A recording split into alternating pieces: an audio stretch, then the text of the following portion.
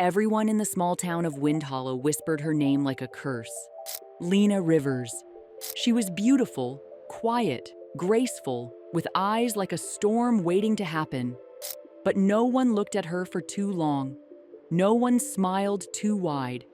Because the stories were always the same.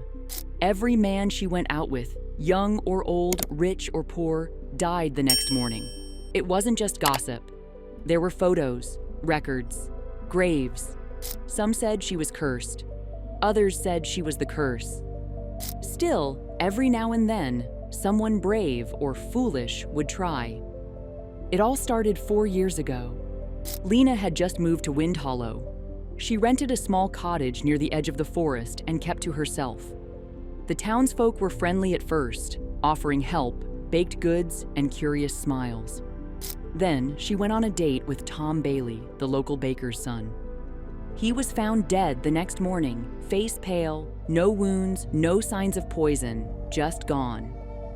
The second man was Marcus, a traveling salesman, then Officer Neal, then a farmer, a writer, a school teacher.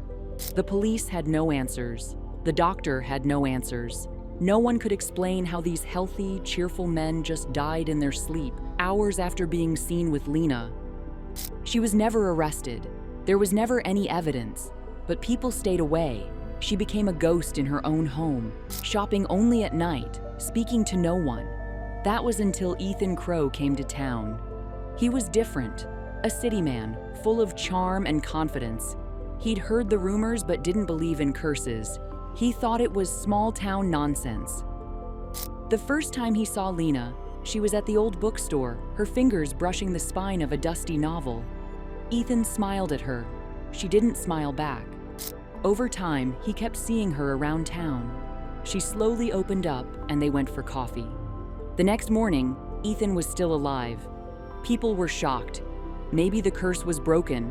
They kept dating. A month passed. Then, Ethan disappeared. At first, people thought he'd left town, but his car was still parked outside the inn. His clothes were still there. His wallet, his suitcase, everything untouched. Lena said she didn't know where he went. She looked upset, her eyes darker than before.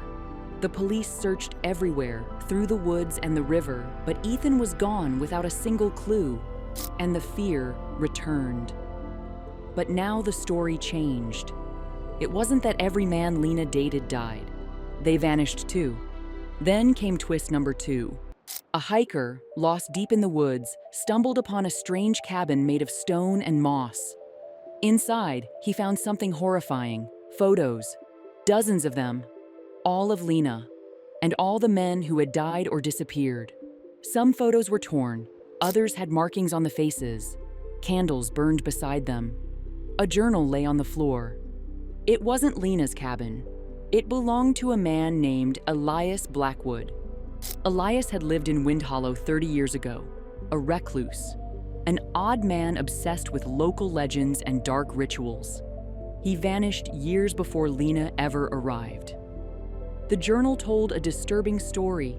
Elias believed in something called the blood bond, a dark magic that promised eternal love, but at a terrible cost.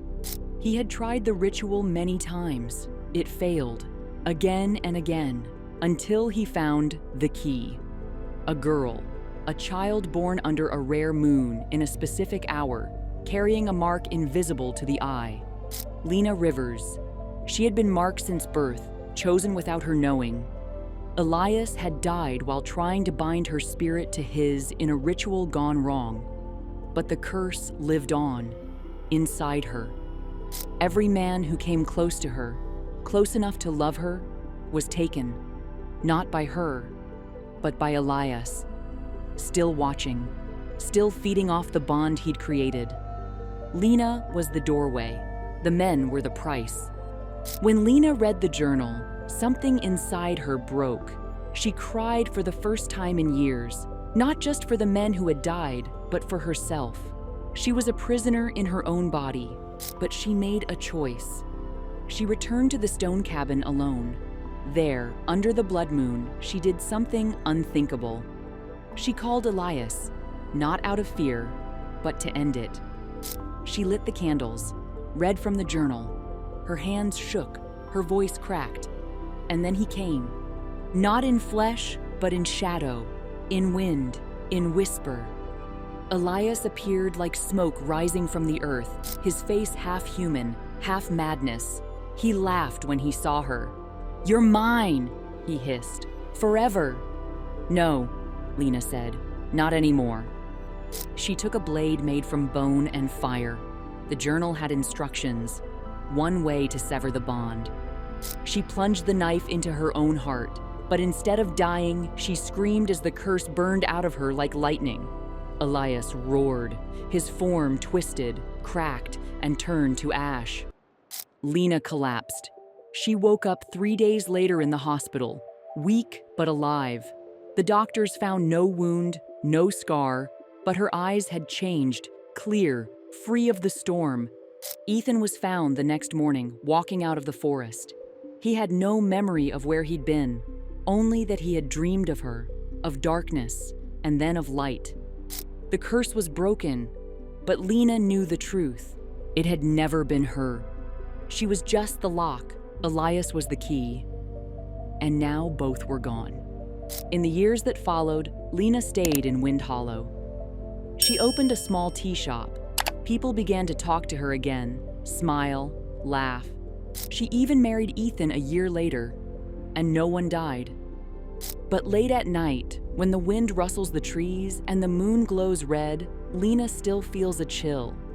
Because every curse has a price, and some shadows never fully fade.